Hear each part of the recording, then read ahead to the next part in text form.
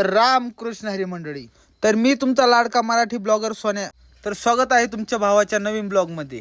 तर मंडळी, आज आपल्याला जायचं होतं कीर्तनाला.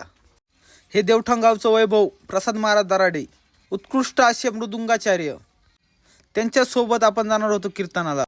मग आमचा पुढचा प्रवास चालू झाला. त्यानंतर आपण आपल्या तालुक्याला आलो.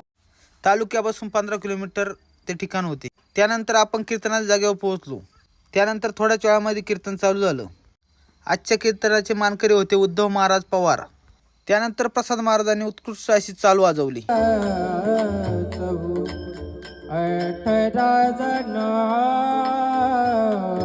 उद्धव महाराज स्वतः गायनाचार्य असल्यामुळे काही टेन्शन नव्हतं.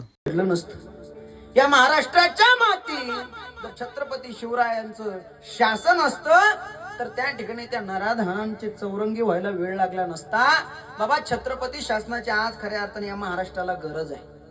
आपल्याला पण आज गायनाची संधी मिळाली होती. त्या संधीचा पुरेपूर फायदा घेऊन आपण सुंदर असं गायन केलेलं आहे. तर कसा वाटला आपला आजचा व्लॉग? धन्यवाद.